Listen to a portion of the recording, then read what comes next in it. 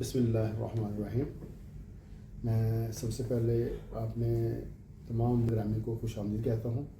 میں شکر گزار ہوں ہمارے میزبان محمد انعام مورگنائٹ صاحب کا کہ انہوں نے آج ہم سب کو یہاں دعوت دی اور اتنے اچھے اور نامور شعراء جو ہندوستان سے تعلق رکھتے ہیں، جناب سید نظر صاحب اور ڈاکٹر عامر قدوائی صاحب یہاں ہمارے پاس تشریف لائے۔ ان کو انشاءاللہ ہم سنیں گے، اور ہماری یہ بھی خوش قسمتی ہے کہ ہمارے درمیان آج پاکستان کے ماشاءاللہ نوجوان جرنلسٹ محمد عمران صاحب بھی موجود ہیں۔ تو کا آغاز تلاوت قرآن پاک سے کیا جاتا ہے۔ قرآن پاک کی لارائب آیات کے لیے میں دعوت دیتا ہوں فضل بھائی کو۔ فضل اعوذ باللہ من الشیطان الرجیم، بسم اللہ الرحمن الرحیم، یاسین۔ سے گزارش کروں گا کہ نعت کے چند اشعار ہمیں پیش کریں۔ پرندوں ہی کے لشکر بھیج پھر ان کے ٹھکانے پر، پرندوں ہی کے لشکر بھیج پھر ان کے ٹھکانے پر، یہاں امت ہے اب یارب سیاست کے نشانے پر۔ ہمارے میزبان کویت کمیونٹی کی ممتاز شخصیت محمد انعام مورگنائٹ صاحب ہیں۔ میں ان سے گزارش کروں گا کہ ابتدائی کلمات سے میں نوازیں۔ بہت شکریہ زبیر شرفی صاحب، جناب محترم سعید نظر صاحب اور ڈاکٹر عامر قدوائی صاحب، آپ جیسی شخصیات یہاں پر تشریف لائیں، میں بے انتہا مشکور اور ممنون ہوں، سپاسگزار ہوں آپ کا۔ تو یہ محبت ہے جس کی وجہ سے میں آپ کو خراج تحسین پیش کرتا ہوں کہ آج اس چھوٹی سی اس محفل میں، جس کو ہم مذاق میں بھی کہتے ہیں کہ یہ مشاعری ہے، مشاعرہ نہیں ہے، لیکن یہ ہر ہفتے ہے اور انشاءاللہ ہم اس کو آباد رکھیں گے۔ اور میں سمجھتا ہوں آپ نے جو باتیں کی یہ ایک اردو سے محبت کی باتیں ہیں، اور ہمیں اس بات کا سب کو احساس ہے کہ اردو کے لیے ہمیں کوئی نہ کوئی کام ضرور ایسا کرنے چاہیے تاکہ اردو جو ہے نا اس کی پرورش ہوتی رہے۔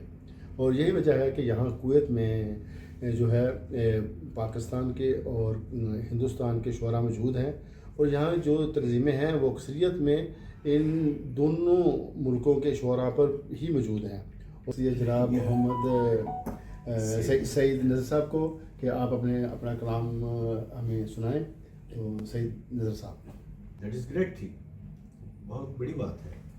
اور زبیر شرفی صاحب کا جو معاملہ ہے، میں حالانکہ ان سے بڑا ہو سکتا ہوں عمر میں، لیکن ہم ان کو بزرگ مانتے ہیں اور ہم سمجھتے ہیں کہ وہ ہمارے سے بہت بڑے ہیں۔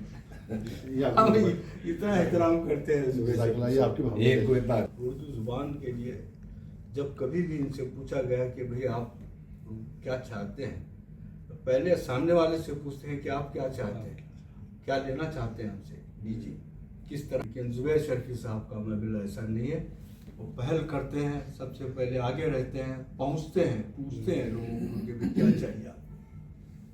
اور میں انعام صاحب کے تعلق سے اگر نہ کہوں تو یہ تنگ بھی ہوگی۔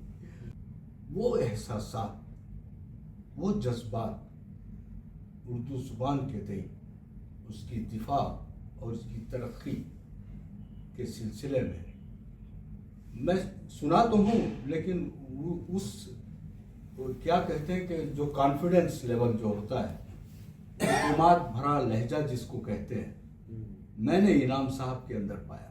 یہ ایک سچائی ہے، ایک حقیقت ہے، اور اتنا میں نے اثر قبول کیا اس بات کا کہ واہ، کسی کی موت پر آہیں نہ نکلے پھر دلوں سے تو، کسی مجبور کی باہیں نہ بڑھ کر کوئی تھامے تو، واہ واہ واہ واہ، سہارا ڈوبنے والا کسی سے گر نہ پائے تو، واہ واہ واہ واہ، کسی کی موت پر آہیں نہ نکلے پھر دلوں سے تو، کسی مجبور کی باہیں نہ بڑھ کر کوئی تھامے تو، سہارا ڈوبنے والا کسی سے گر نہ پائے تو، اگر رہبر بنے رہزن، مسیحا گر ہو قاتل تو فلک کو تکنے لگتی ہیں میری غم سے بھری آنکھیں۔ کیا بات ہے! گھٹ رہا ہے دم میرا اس دہر میں،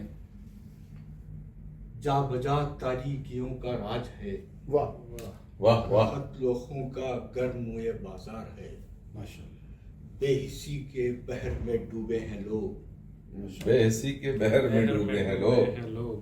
گھٹ رہا ہے دم میرا اس دہر میں، جا بجا تاریکیوں کا راج ہے، قتل و خون کا گرم یہ بازار ہے، بے حسی کے بحر میں ڈوبے ہیں لوگ، منتظر ہوں ایسے ایک چہرے کا میں، جس کی آنکھوں میں ستارے رہتے ہوں، جس کے لب پر ہو تبسم کی لکیر، کیا کہہ رہے ہیں؟ جس کے ہاتھوں میں عصا ہو نور کا، کیا کہہ رہے ہیں؟ جس کی باتوں میں متاع زیست ہو، وہ چلے گر تو زمانہ بھی چلے، کیا بات ہے! وہ رکے جس جا وہاں پر سب رکیں، ہر دعا اس کی دعائے خیر ہو۔ کیا بات ہے! کیا بات ہے! میں یہی عرض کرنا چاہوں گا، جیسے نومولود بچہ ہوتا ہے، ہر اس کی مسکراہٹ ہر عیب اور فریب سے آری ہوتی ہے۔ میں سمجھتا ہوں کہ شاعر جو ہوتا ہے وہ جو دیکھتا ہے، جو سنتا ہے، جو محسوس کرتا ہے، اس کو اپنے شعروں کے اندر ڈال دیتا ہے۔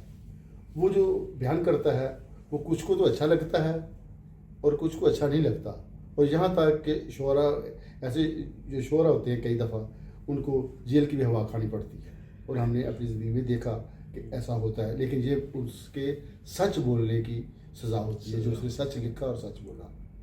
ہمارے درمیان موجود ہیں محمد عمران صاحب، جیسا کہ ابھی آپ نے سنا اور محسوس کیا کہ یہ ہمارے نوجوان صحافی ہیں، اور میں